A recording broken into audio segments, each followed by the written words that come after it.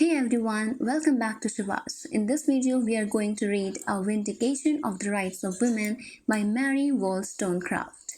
It is a BEGC 1-1 quote, Block 1. Now let's begin with the introduction.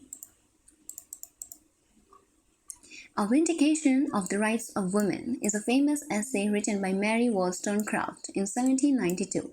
She was one of the first people to speak strongly about women's rights. In this essay, she said that women are not weak by nature, but they seem weak because they are not given proper education.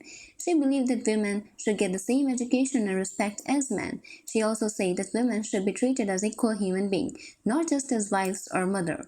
The essay is about giving women freedom, education, and the right to think for themselves. Mary Wollstonecraft wanted society to understand that both men and women are important and equal. Here's the summary.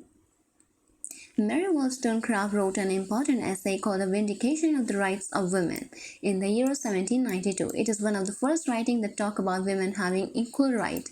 In this essay, Mary says that women should get the same education as men. She also says that women are not born weak or less intelligent, but society makes them weak by not giving them the same chances as men.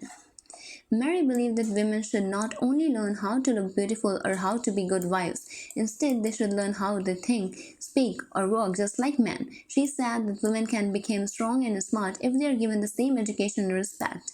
She also believed that women should not just depend on men for everything. They should learn how to live their own lives with confidence. In those times, most girls were taught only about cooking, cleaning, sewing, and how to make their husbands happy. Mary said this is not fair. She said that women have the same brain as men, so they should also be taught math, science, history, and other subjects. She wanted women to be wise, not just only pretty.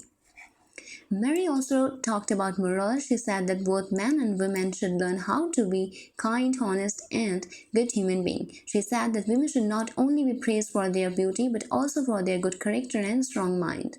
She said if a woman is educated and smart, she can be a better wife and a better mother.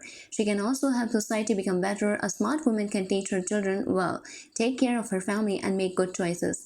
Mary believed that education is the key to making a woman strong, independent, and free.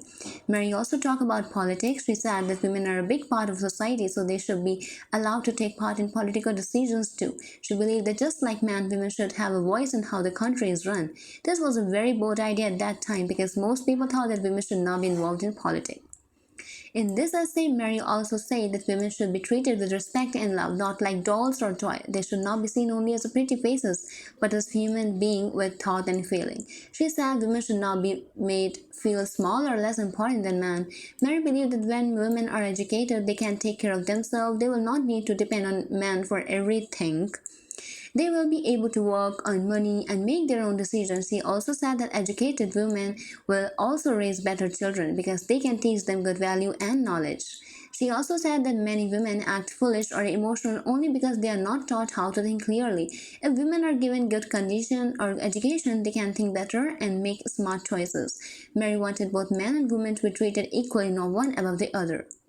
In simple words, Mary wanted people to understand that women are just as important as men. They have the same mind, same heart, same ability to learn. They should be given the same chance to grow and succeed. She wanted women to stop being seen as weak or only good for housework. Instead, she should be seen as a strong, smart, and valuable member of the society. Conclusion. Mary Wollstonecraft essay is a very powerful message about women's rights. It tells us that women are not less than men. They deserve the same education, respect, and freedom.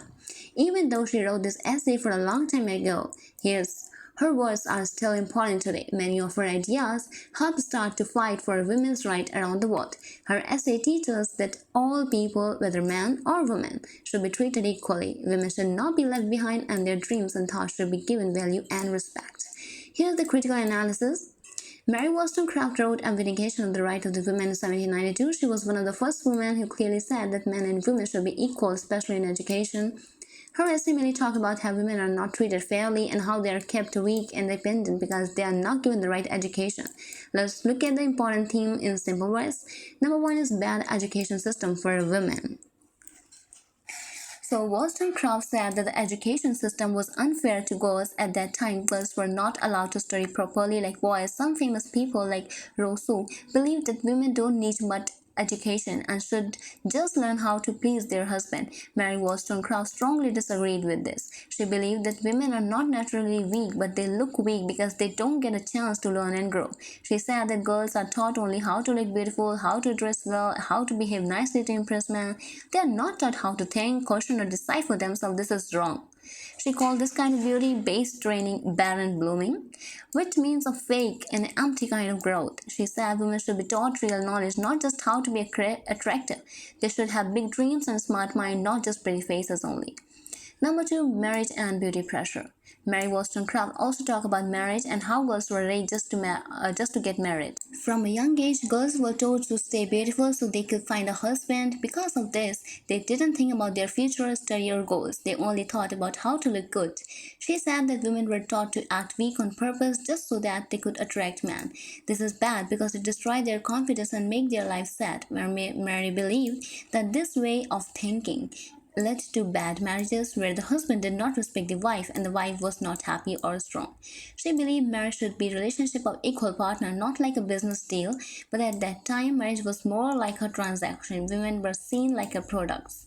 She said that women must be strong in body and in mind so they can be good partners, good mothers, and helpful member of society. Only then will marriages become truly happy and successful. Number three, reason and intelligence are important. One of the most important things Mary Wollstonecraft talked about is reason, the power to think and understand. She said that reason is what makes human better than animal. Animal live by feeling only, but human can think about right and wrong. So reason is very important. She believed that women also have the power to think, but society tell them to use only their feeling, not their mind. She wanted women to stop only thinking about emotions and love, but instead focus on knowledge, self-respect, and moral value. She said that reason and education help us become better and more virtuous human beings. Wollstonecraft believed that virtue, it means good moral value, come from reason and both boys and girls should be given the same type of education that develops the mind, not just emotion. Girls should also learn how to control their feeling using their minds just like boys do. Conclusion, Mary Wollstonecraft believed that women are not born weak, they are made weak by poor education and wrong upbringing.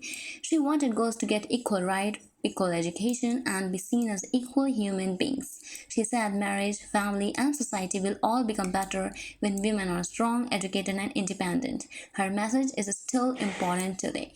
So here we are done a vindication of the rights of women. We are going to read a women's retelling of the Rama tale, the Chandrabati Ramayan. Okay, so introduction. This essay is written by Nabanita Dev Sen, a well-known Indian writer and scholar. It talks about a special and different version of the Ramayan, written in 16th century by a Bengali village woman named Chandrabati. Her Ramayan is not about Ram's bravery, but about Sita's pain, strength, and life.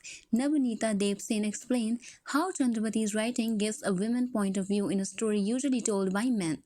The essay shows how this forgotten version is actually very powerful and important. So let's look at the overall summary.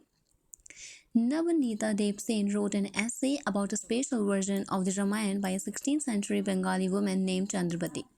Chandrabati lived in a small village in East Bengal. She was the first woman to write her own version of the Ramayana. Even though her version is not fully complete, Saint says we should still see it as very special and meaningful. Chandrapati's Ramayana tells the story from Sita's point of view, not Ram. This was very different from what people were used to. Most Ramayana stories were told by men and focused on Ram as the hero, but Chandrapati wanted to show Sita's pain and life, making her the center of this story. Many people in the past didn't take Chandrapati seriously just because she was a woman. Some male writer even said she was just a sad unmarried woman, not a real writer. But Nabanita Debsen says that is wrong. Chandrapati was a strong and smart woman who used her voice to tell a story that showed what women feel. She didn't want to tell a tale of war and power. She wanted to talk about emotions, pain, love, and strength from a woman's side. In the beginning of her Ramayana, Chandrapati doesn't start with Ram's birth like most versions do. Instead, she starts with Sita's birth, and her story is very different. In the usual Ramayana, King Janak finds Sita while plowing the field, but in Chandrabati version, Sita is born from sadness and pain. She comes from the blood of suffering saints and the sorrow of Mandodari, Ravan's wife. Mandodari gives birth to an egg with Sita inside. The egg floats on the ocean and is found by a poor fisherman and his wife. They raise her with love. This new story shows Sita as a strong goddess who was born to end evil. In this version, King Janak is not that important, it is his wife who raises Sita. The whole story shows women helping and supporting each other. This is one way Chandrapati quietly fights back against the old man centered stories of the time. In Chandrapati's Ramayan, Ram and his brother are barely mentioned. Even the big fight between Ram and Ravan is told in a short, simple way. Sita herself tells that a part of the story is a song style called Baromasi, which connects her emotions to the season. There are no big war scenes, the focus is only on the Sita's feeling, her sadness, and her strength. It's a story about what's going on inside her heart, not outside the battle. When Sita returned from Lanka, Chandrapati writes deeply about four important things: her pregnancy, her exile, giving birth, her final return to Mother Earth. Chandrapati described all these events with a lot of emotion. When Sita goes back into the earth, it feels like Mother Nature is saving from her more pain. Chandrapati really cared about Sita and wanted to show her as a symbol of power and respect. In the second part of the poem, Sita becomes the storyteller. She is sitting in her room sharing her memories with her lady friend. She says, Suno Sakhijan. This means listen, girlfriends. Not that girlfriend, it is a female friends, which means the story is for women. This makes the Ramayana feel more personal and soft, not like the usual big public tale told to courts by men. In the third part, Chandrapati becomes the narrator again. Male characters like Lakshman come back into the story and slowly male voices and ideas take over. This may be because over time male singer changed part of the poem for a bigger audience, which makes the message. In the end, Navanita Dev Sen said that Chandrapati Ramayan is not small or broken, it is a very bold and different way to tell the story. Sita becomes the real hero not by fighting but by staying strong through pain and unfairness. Chandrapati shows that women can be heroes too, just by being brave and true to themselves. Her story gives women a voice in a space that was usually just for men. So here the end of this a woman retelling of the Ram tale. I hope you like this version. It is very super easy. I thought it is hard, but when I read this, it is easy, right? Okay, so if you like this video, then please do subscribe and share this with your friends.